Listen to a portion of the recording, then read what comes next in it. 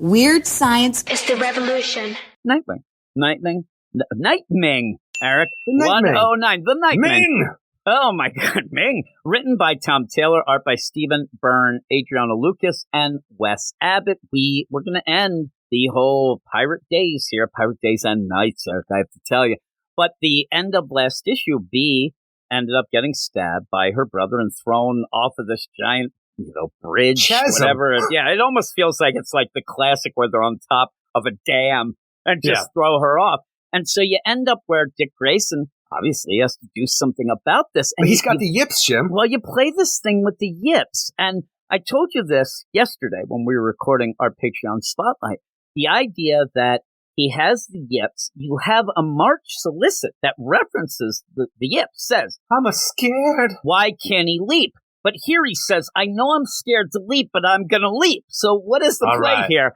You overcame your fear, and then a Green Lantern ring says you have the ability to overcome great fear. Welcome to the Green Lantern Corps. Exactly. So, yeah, he's there, and I said I think it's as lame as the yips is just, well, I have somebody to live for in Babs and also Haley, the three-legged dog. But, I don't know. It makes Look, it play we ended in that the yips thing aside. It just feels like a weird inclusion to this story that I don't know what we're playing with. Like this came out of nowhere, and I don't know where we're going to take it that will make it interesting.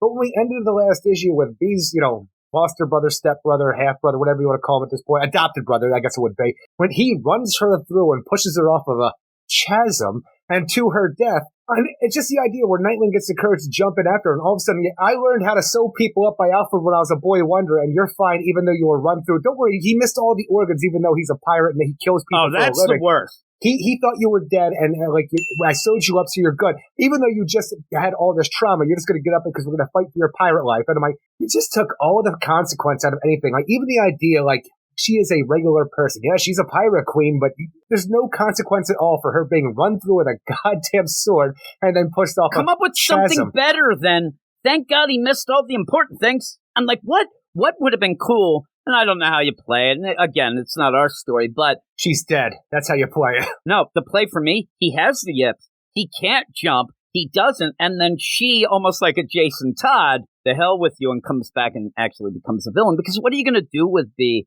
going the pirate forward? Queen? And it's just going to be her. I mean, it's not the last we see of her. She's going to pop up when something needs to be done because Tom Taylor will never let Dick Grayson do anything bad. Pirate life will take care of it. Bee will say, oh, I grabbed this. I grabbed that. Even mentioning we're going to try to get Heartless. I mean, if Bee ends up getting Heartless, I'll lose it because Dick Grayson has done shit about shit. But he ends up, like you said, though. But the thing is, people have been killed by Heartless, but nobody that Dick really cares about. Heartless killed Bee's father. Now this time it's personal. The pirates are coming for his ass. It is personal. And seriously, the only people that Dick really that play with Dick Grayson is Heartless killed fathers and parents. And Blockbuster. Thank you, Heartless. That and made him look good for getting those kids off the streets. I mean, Heartless is really playing a lot of PR. Heartless is the true hero here. He is the true hero. When you end up having Dick Grayson getting the yips and then he jumps, first off, it's the craziest deal. You might as well have him on a giant platform and a little glass of water that he's going to jump in. When he dives in, that does not look like act.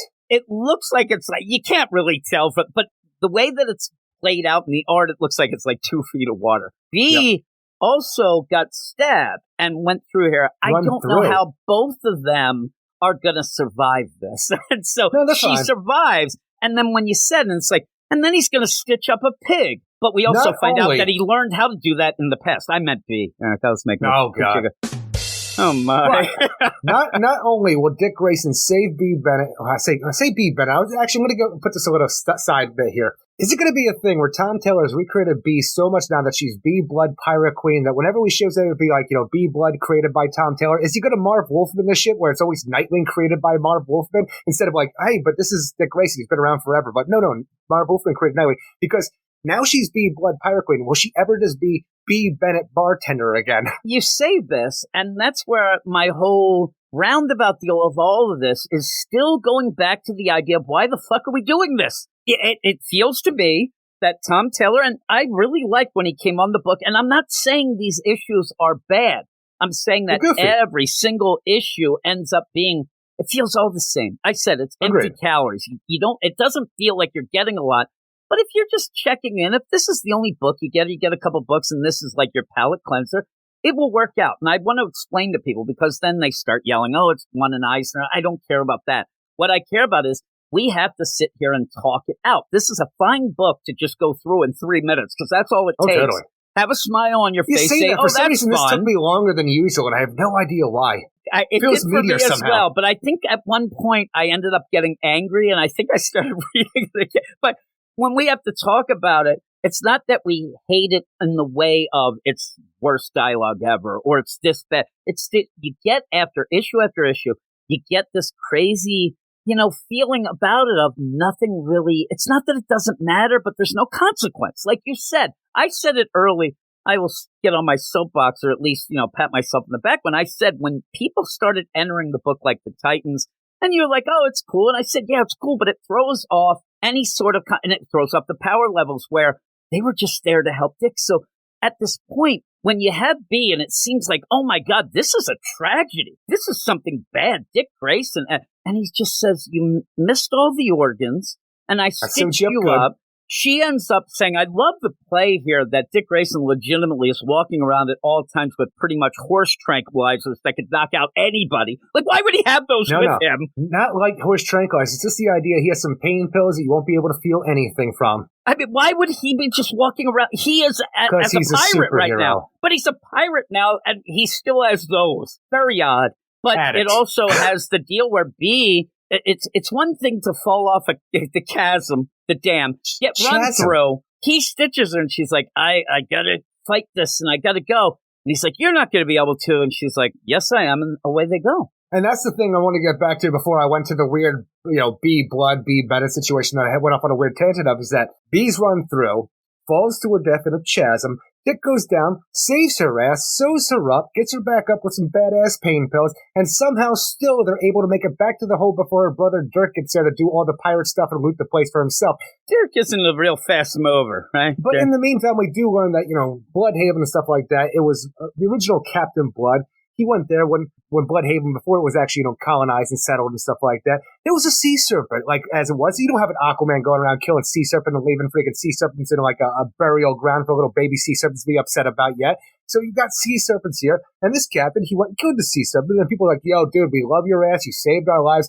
Hey, you're kind of good at protecting us. How about you protect our money? And that's how the hold was created. And, the Bloods passed it down from generation to generation, where they carried people's freaking goods and monies, and they just kept it in a secret hold until they came back for it.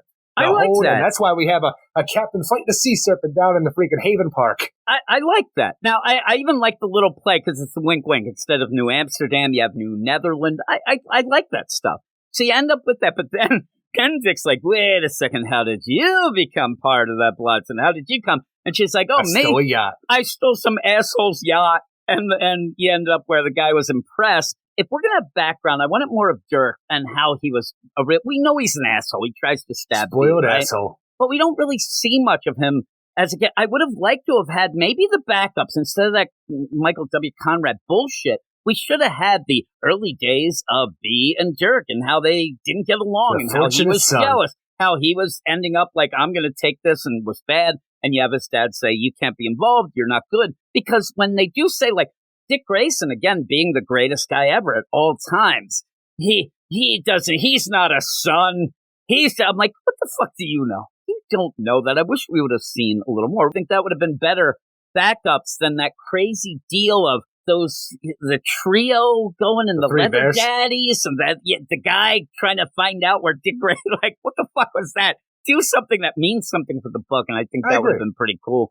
But they're going to go and try to, And they get to the hold before Dirk gets there, and Nightwing holds off all of Dirk's men until before B can go and release all of her crew from being the brig, I guess, and they come and just fight it off, and then everything is safe. Like, they save the day. B gets to be the pirate queen that she wants to be. They send Dirk to the country that he's most wanted for, all the terrible things that he's done, and B is finally able to give Nightwing the thing that Rick Grayson gave her to put in the hold all that time ago. And what do we find there? A CD-ROM that shows secret security footage of Haley's Circus the night that Dick Grayson's parents were killed that were all missing after the murder. And oh my God, guess what, everybody? Do you know what it shows? Tony Zuko killing Dick Grayson's parents. It can't be. That's what it is. The idea that you're like, what? Like, that's and I don't understand what they're playing at, because it seems like this is the missing evidence that we always needed to put Tony Zuko away. And then I'm thinking about everything I've always read, but yeah, Tony Zuko went to prison for that. Or if you go for another kind of, he faked his death so he couldn't go to prison, but he was going to be convicted. So I don't know what we're playing at now. With this new, Tom Taylor Nightwing continuity, I guess maybe he didn't go to jail, and now we can finally prove it so he can go to jail. And again, it's all these timelines that opened up and things like that. But when you get this, I hope that Tom Taylor, I thought, okay, here we go. He's going to show that Zuko didn't do it. Like, oh my God. Yeah. Just imagine he walks in, he's looking at the ropes, and he's like, fuck it. I don't need this shit, and leaves. And he doesn't do it. Then we'd still be upset, like, oh, what is he playing at? But at least that would be a wow moment. Oh my God, what's going on here? But when you go and all this time, though, were you ever consider? Did you really care about what was in this box? I forgot about the shit completely.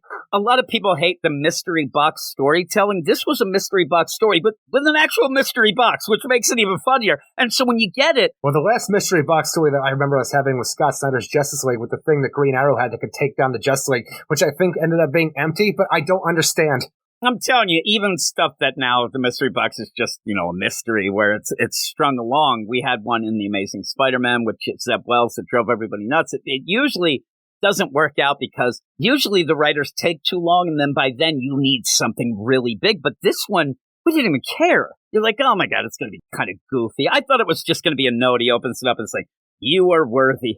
Something like that. Some bullshit. I just don't know what we're doing with Tony Zuko at this point in time to make it so, we have the evidence to prove that he killed your parents. I'm like, motherfucker went to jail. He's been in jail so many times for this.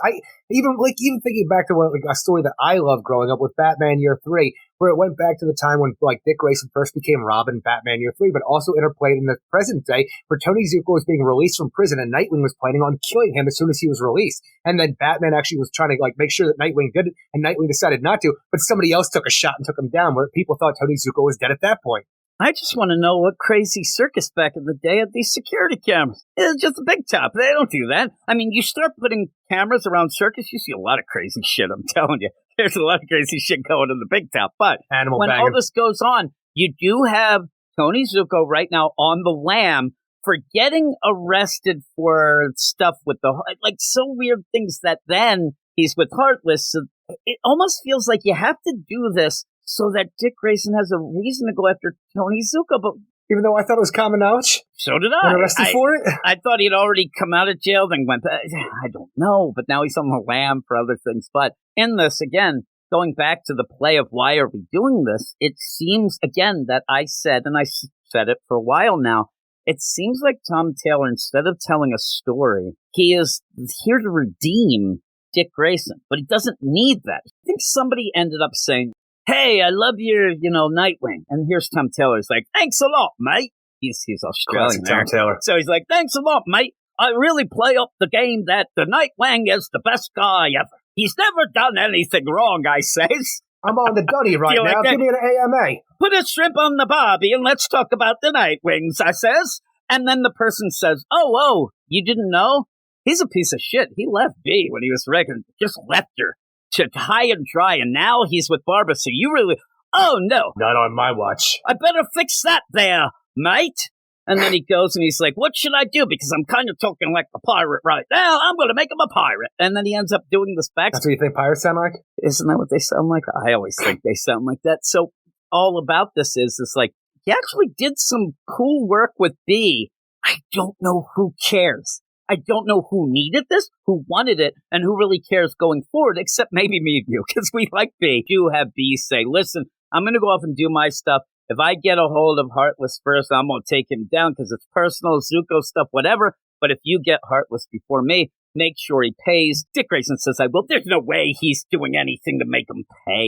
It's not that kind of book, and Tom Taylor would never do that. But not yet. We have a backup where it's the Beast World, and you end up in I'm sitting there, and you end up starting it out, and you have Renee Montoya, I guess it's Detective or Officer Brooks. They're there on the deal. They have the bat signal going, and this owl comes in. I'm like, oh, shit, this is going to be like the Owls, maybe, or an Owlman. You're going to have some fun things. Who is that? Is that the Tim Drakes? Oh, my God, it's nobody. It's just a random Beast World Owlman. I do like the play back and forth with this because Damian comes to kick the owl out of the way of the shot. So he saves him but hurts him, but then says, how dare you guys have a big giant light and then shoot at anything that comes? If I'm Brooks, I'm like, I'm shooting that shit. I'm not going to die.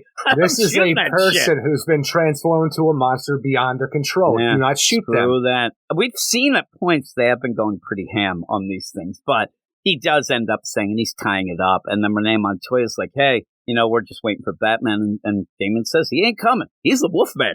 That guy right now is the Wolfman. The Wolfman. Damian's on his own because his daddy happens to be a Wolfman. But they're saying the idea like, oh my God, this is worldwide right now. But for some reason, there ain't as many animal people in the Gothams as other places. What's that about? Well, maybe you should go check out the old zoo where Damian does some detective work, goes and checks out the abandoned zoo that's been abandoned ever since, the Cataclysm and No Man's Land and stuff like that. Where he's then attacked by a bunch of animal men and forced him down.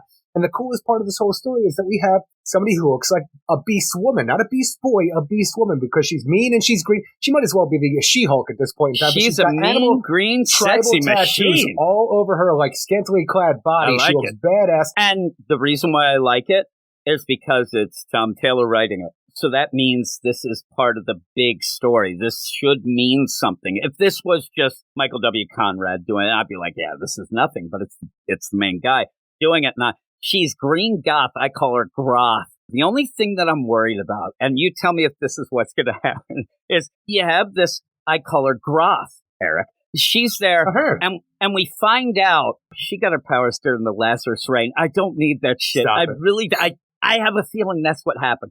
Because this looks like a totally new character in here. So kind of a cool play. Somebody that is into the animals. Yeah, she does. She looks really cool. She's like, okay, let's put this spore into this Damian Wayne and see what he comes out. And he comes out to kitties.